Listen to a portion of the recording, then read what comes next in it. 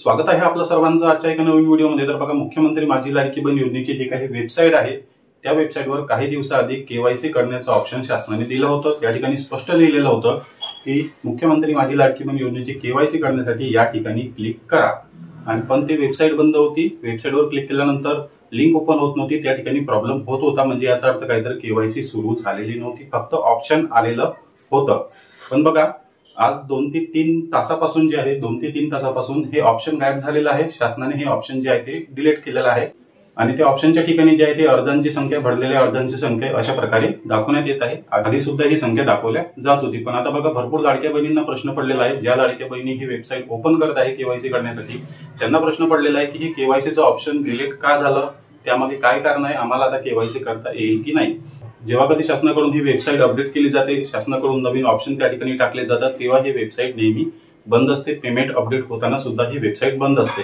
आता सुद्धा तसंच झालेलं आहे। तुम्हाला काळजी करण्याची बिलकुल गरज नाही। शासनाकडून फक्त जो काही तुमचा आधार कार्डचा डाटा आहे, जो काही तुमच्या अर्जाचा डेटा आहे, जे काही 2,50,00,000 बहिणी आहेत, नारी शक्ती दूत ॲपवरून अर्ज भरलेला आहे किंवा ऑफलाईन अर्ज भरलेला आहे किंवा वेबसाईटवरून अर्ज भरलेला आहे, त्या सर्व बहिणींचा डाटा आता या वेबसाईटवर अपलोड होणे सुरू आहे, वेबसाईटला अपडेट करणे सुरू आहे। त्यामुळे हे जे काही केवायसीचं ऑप्शन आहे ते तात्पुरत्या वेळेसाठी शासनाकडून बंद करण्यात आलेलं आहे। पण ते केवायसीचं ऑप्शन लगेचच शासनाकडून सुरू करण्यात येणार आहे। जेव्हा कधी तुमचा डाटा, जो काही डाटा आहे तो केवायसी साठी अपलोड केल्यानंतर तुमची केवायसी सुरू होईल, तेव्हा या ठिकाणी केवायसीचं ऑप्शन तुम्हाला परत दिसून येईल। किंवा बघा, दुसरं कारण सुद्धा असू शकते, ते दुसरं कारण सुद्धा मी या ठिकाणी तुम्हाला सांगणार आहे। बघा, या वेबसाईटवर जे आहे ते सारखे प्रॉब्लेम असतात। वेबसाईट ओपन होत नाही, अर्ज लॉग इन होत नाही, आयडी पासवर्ड टाकल्यानंतर सुद्धा अर्ज लॉग इन होत नाही। ते सुद्धा एक कारण या ठिकाणी असू शकते की शासन दुसरी वेबसाईट तयार करत आहे।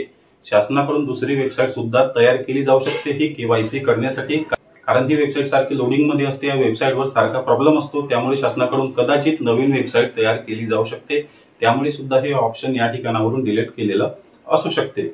बघा, केवायसी होणारच आहे, केवायसी 100% होणार आहे। कोणता तरी मार्ग शासनाकडून केवायसी करण्यासाठी काढण्यात येणार आहे, तुम्हाला काळजी करण्याची गरज नाही। केवायसी 100% होणार आहे। कोणत्या तरी मार्गावरून कुठेतरी नवीन वेबसाईट किंवा नवीन ऍप्लिकेशन तयार करून शासन तुमच्याकडून केवायसी करून घेणार आहे। एकतर हे ऑप्शन परत येणार, यावर तुमचे सर्व बहिणींचे, लाडक्या बहिणींचे अर्ज, तुमचे आधार क्रमांक अपलोड होणार आणि त्यानंतर तुमची केवायसी सुरू होणार, किंवा दुसरं कारण मी तुम्हाला सांगितलेलं आहे, दुसऱ्या कोणत्या तरी पद्धतीने शासन केवायसी करण्याची तयारी सुरू करत आहे। तर बघा, तुम्हाला काळजी करण्याची गरज नाही, केवायसी तुमच्यासाठी सुरू होणार आहे। वेबसाईटवर जरी ऑप्शन आला नाही तरीही तुम्हाला केवायसी साठी नवीन ऑप्शन मिळणार आहे। बघा, केवायसी बद्दल मी पूर्ण डिटेल माहिती या ठिकाणी दिलेली आहे की तुम्हाला केवायसी कधी आणि कुठे करायची आहे, तुम्हाला त्यासाठी आयडी पासवर्ड लागणार का, कोणते कोणते कागदपत्र लागणार, नारी शक्ती दूत ॲपवरून अर्ज भरला असेल तर तुम्हाला केवायसी कशी करायची आहे, पूर्ण माहिती या व्हिडिओमध्ये मी दिलेली आहे। लगेच या व्हिडिओच्या लिंकवर आताच क्लिक करा आणि लगेच हा व्हिडिओ पाहून घ्या। चॅनलवर नवीन असाल तर व्हिडिओला लाईक आणि चॅनलला सबस्क्राईब नक्की करा। भेटूया नेक्स्ट व्हिडिओमध्ये। धन्यवाद।